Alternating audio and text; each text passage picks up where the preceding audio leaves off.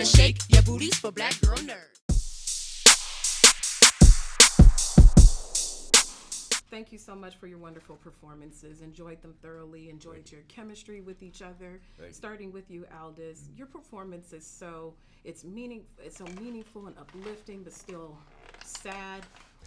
How would you describe the process to get to the point of playing Brian Banks? The process is always starts with honesty, and really, I just started talking to him, trying to investigate who he really was as a human being, because I'm not playing a character or a caricature. I'm playing the interpretation of this real man, right? So I wanted people to see a human being. I wanted them to see what I see in Brian, and that was particularly the most nuanced sort of topic to cover because of the fact that he goes through so many stages in this film, but I wanted to always show his pure essence and not include anger or any sort of disdain or any submittance to his surroundings or his situation. I wanted to always show him as the person fighting for himself, the warrior that got to this point. So, just really a lot of, back and forth talking with Brian. I mean, we spent every day together, through this whole process.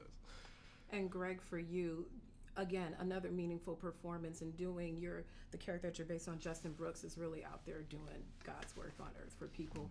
After spending time with him at the Innocence Project, observing him, what did you learn most about that during that experience and about our legal system as a whole? Well, he believe it or not, he's a professor first and foremost. The fact that he, on the side, dabbles in criminal justice reform and has, along with this organization, exonerated over 30 people, never taken a dime for it. I mean, it's incredible. I mean, you're just a special kind of person to do that and make that part of your life.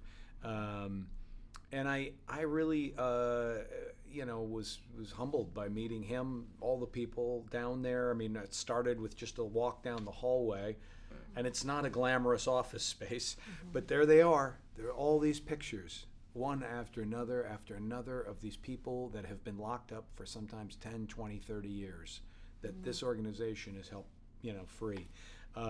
So that was all obviously incredible for me. Brian's story, it's impossible not to be touched by it.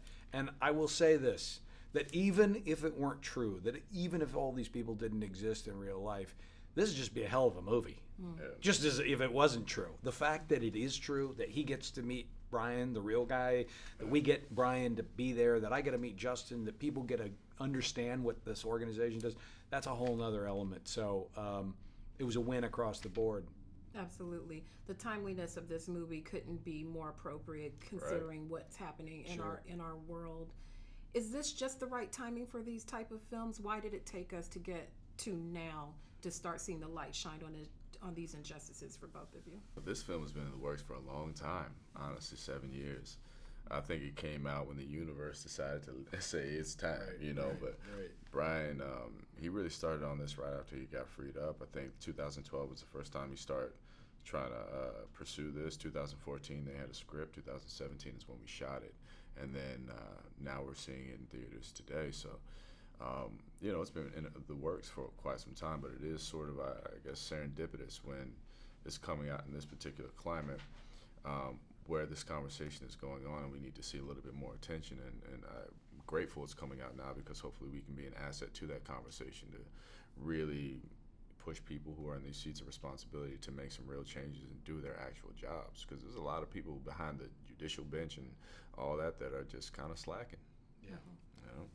And lastly, when you have these moments together on screen, can you create that? Is there levity when the scene cuts, or how do you keep it? Oh, absolutely. To keep that chemistry flowing. It's such a serious topic. I don't know. Did we? Look. Yeah, we were just saying. It's funny because we were in this movie a lot, he and I, but we're not actually in it together that much. It was a few days, and I, of course, I suddenly was front and center with Brian, the real Brian, and then I'm front and center with the guy playing him, and I knew very, very quickly that this was going to work. I really did. It was he had done the work, and and he was so ready and just prepared to go nail this and create for all of us a clear identity for Brian. But that whole thing was just. I always felt kind of like I didn't want to laugh, and usually I am the guy like that on the set. But honestly, every scene we do is like. I felt so bad because, Justin is in the situation where he's having to say no more than he has to say yes. And it was, they were pretty ratcheted up scenes. So I mean, it was, we did have some tough scenes, tough days. But honestly, like, the great thing about Brian is that through it all, he still keeps this real super positive light about it. He's very jovial, very, like just happy, kind of go lucky. And we had some great moments because the thing that the pace that we kept was faith, regardless of the situation, faith. So even within the dark days, it eventually got back to us being able just to have a little breather, like, whew, because we also had a great set, great crew, regardless of whether it was dark or light or heavy, we still had love and support. Yeah. So sure. it never got to a point where you're just like, dang, I can't go on. Yeah. And Tom was very helpful. Tom Shadyac, we got to give him credit. Our director, he really did keep an energy of positivity. Yeah, completely. Yeah, it's just going to do it for love, man. I'm here because I believe. And it's like, yeah, all right.